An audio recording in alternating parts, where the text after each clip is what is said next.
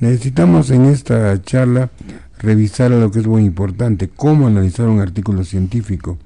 Es un tema al que se da poca importancia en los libros de investigación, mayormente yo creo porque en otros sitios hay mucha disponibilidad de bibliografía y porque la mayoría de investigación se hace pues en países de habla inglesa, donde no tienen problema el acceso a la bibliografía.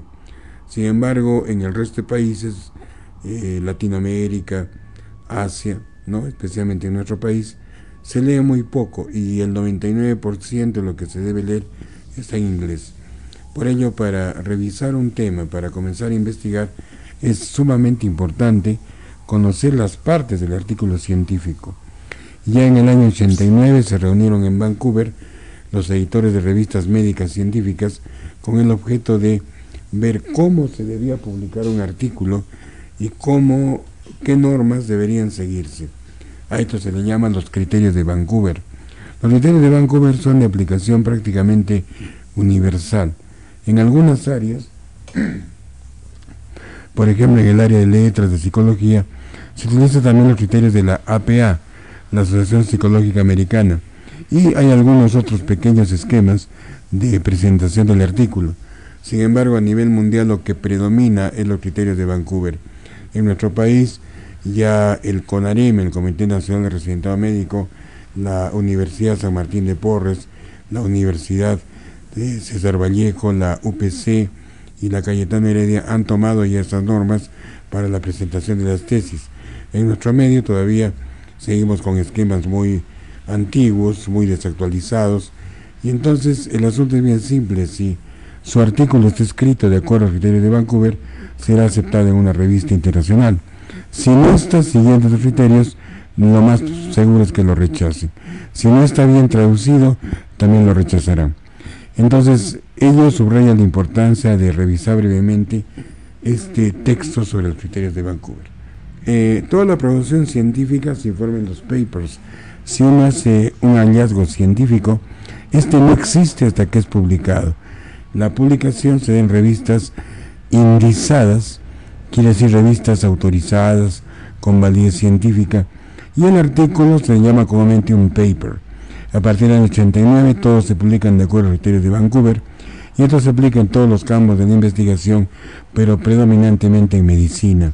Son de cumplimiento universal, porque salvo algunas áreas como la psicología y algunas áreas como educación, se utiliza otros esquemas. Sin embargo, en medicina, básicamente lo que se usa es los criterios de Vancouver. Sin embargo, como se puede ver en los medidores bibliométricos, la producción bibliográfica básicamente se da en países desarrollados, básicamente Estados Unidos. Le sigue Canadá, le sigue Alemania, pero el 90% de la producción científica se da en Estados Unidos. América Latina solo produce un 0.01% de la producción científica mundial. En Latinoamérica básicamente publican Brasil y Chile, dedican un gran porcentaje a la formación científica. Sin embargo, nosotros, a pesar de que tenemos mucha experiencia, esta no se registra, no nos gusta escribir, tenemos lo que se llama la grafofobia, temor a escribir. Y muchos médicos tienen hallazgos, tienen experiencias que son interesantes, pero todo ello se va con ellos a la tumba porque no lo escriben jamás. En el Perú solamente hay ahorita 4 revistas de publicación periódica, en el momento actual hay unas 8 aproximadamente. Sin embargo, en Chile hay 1.200 y en Brasil llega a 12.000. No olvidemos que ya el Brasil está en estos momentos catalogado como un país a punto de entrar en las 7 potencias mundiales. El total de científicos en Brasil llega a 1.200.000. El que dirige el Instituto de Matemáticas de Brasil, que prácticamente tiene un nivel similar a los institutos más profesionales de Canadá o de Alemania, es un peruano, graduado en la UNI, y ello nos pone de evidencia cómo es que tenemos mucha gente con mucho talento, pero no se le da en nuestro medio la necesaria ayuda. En Chile, el gobierno gasta anualmente aproximadamente unos 120 a 130 millones de dólares en promover la investigación y la publicación. En el Perú, el CONCITEC acaba de recibir 300 millones de soles para toda la investigación por un año. Bueno, algo es algo, pero Esperemos que en algún momento se supere esto. ¿Cuáles son las causas principales de la grafofobia? 1. Desinterés por escribir. Muchas de las experiencias se siguen pasando por tradición oral, como se hacía en las civilizaciones antiguas. Pasa del docente al alumno, y el alumno se convierte en médico y lo vuelve a repetir a sus alumnos.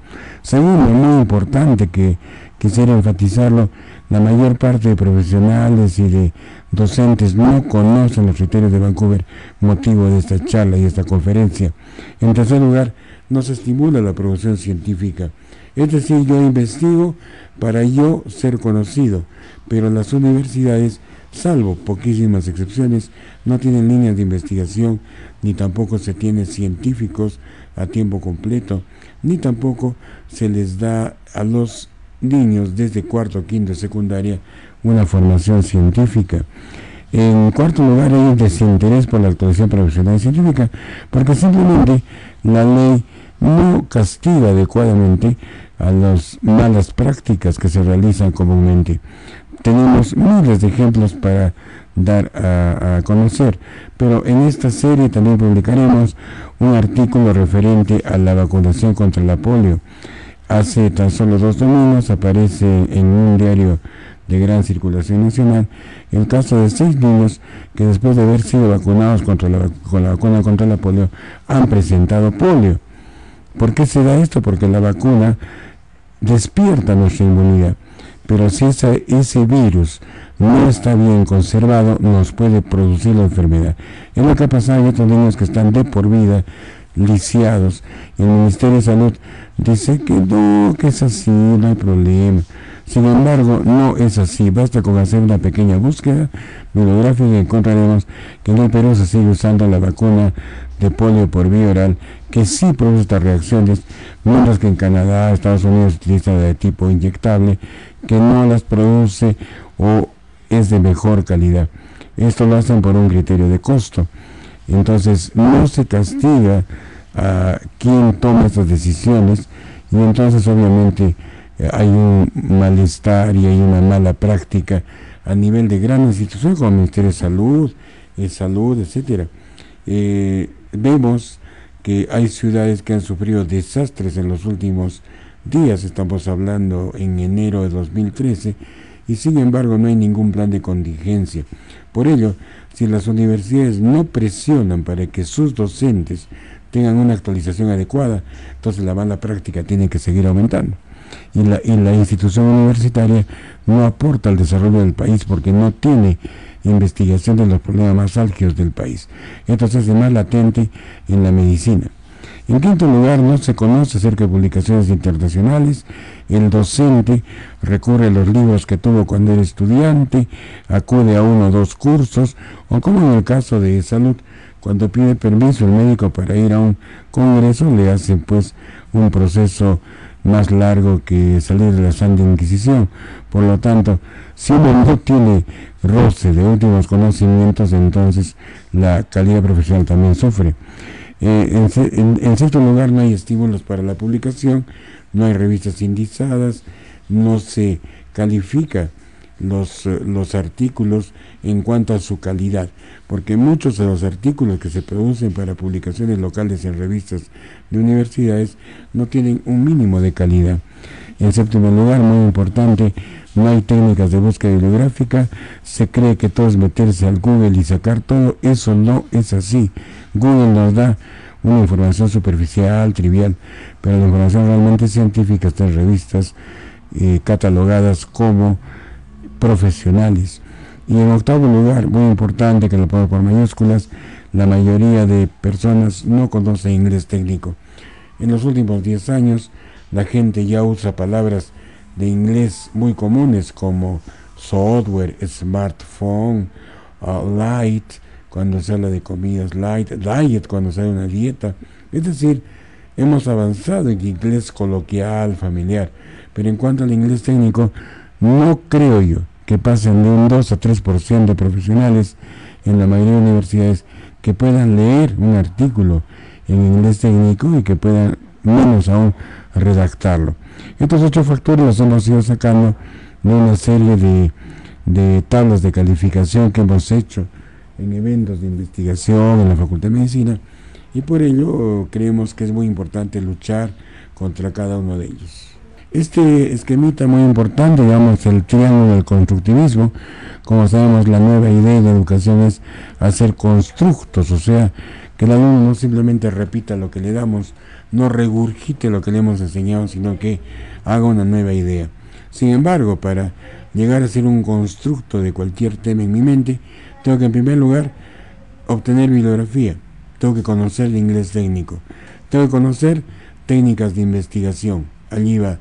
Y para ello tengo que manejar informática, por lo menos a nivel operativo, por lo menos hacer búsqueda bibliográfica avanzada y no quedarme en googlear lo que pueda pescar nada más. De esa manera no obtengo ningún constructo. Para poder obtener un análisis bien estructurado de cualquier tema, tengo que basarme en este triángulo y dominar los tres aspectos. Se quedó ya en Vancouver en el año 89 que todo artículo científico remitido a una revista debería llevar el esquema de Vancouver, que se abrevia con la palabra IMART y MRD, que son las iniciales de Introducción, Materiales y Métodos, Resultados y Discusión. Todo artículo científico tiene que seguir este esquema en breve. En el criterio de Vancouver ponemos aquí un color amarillo que debe ir el abstract. ¿Qué es el abstract? Es un resumen. Este abstract es generalmente el que va a la base de datos internacional. Si el abstract no está bien hecho, no está bien traducido, no expresa todo el artículo, nadie lo leerá. De las revistas internacionales sería bueno que revisemos cuántos artículos de nuestra universidad o de nuestras universidades existen a nivel internacional, y entonces ahí nos daremos cuenta que muchos de los problemas son porque el abstract está mal traducido y mal estructurado. Junto a los keywords, las palabras clave, es muy importante que sean palabras representativas del artículo, y luego de ahí entra ya el artículo en sí con su introducción, materiales y métodos, o en el caso de la medicina puede referirse a casos clínicos. Luego viene la sección de resultados, discusión, hasta ahí va el IMRD, y finalmente la bibliografía. ¿Qué bibliografía hemos consultado? Esto es muy importante, porque se da muy frecuentemente casos de plagio o incluso de publicaciones que no existen. ¿Cómo está constituido el abstract? De acuerdo a los criterios de Vancouver, no debe ser mayor a 250 palabras, es decir, aproximadamente de media cara a 3/4 de cara a 4. Si es que el abstract tiene más palabras, entonces ya lo corta la máquina automáticamente. ¿Qué podemos decir del abstract? En primer lugar, que es la parte más importante del artículo científico, debe contener todas las partes del artículo, eso es importante. Muchos abstracts que a veces corrijo no contienen todas las partes, ¿no? Debe ser autoexplicativo, es decir, todas las partes del artículo deben estar incluidas, hemos puesto todas en mayúscula. Muy importante, no debe ser mayor a 250 palabras. Para ello, en el Word hay un contador de palabras que es automático, ahí no hay problema. Como palabras se considera también a los monosílabos, sí, no, el, la, ¿no? Y lo usamos con el contador de palabras de Word. Incluir resultados numéricos, no solo decir es adecuado, es mayor, no. Pensar en números. Si decimos esta técnica fue efectiva, no nos quedemos ahí, sino decir fue efectiva en un 25% de los pacientes estudiados. Si yo estoy haciendo un estudio sobre un medicamento para la malaria, por decir, entonces este medicamento fue eficaz en un 37.5% de la población estudiada, lo cual es mejor al 30.2% de este otro medicamento. Pensemos en números, si no, no expresamos nada en el abstract. Al final deben ir las palabras clave o keywords, no deben ser más de 5 a 15 y deben ser representativas del artículo, es decir, deben referirse al artículo en sí y no usar palabras que no estén allí. Este es un error muy común.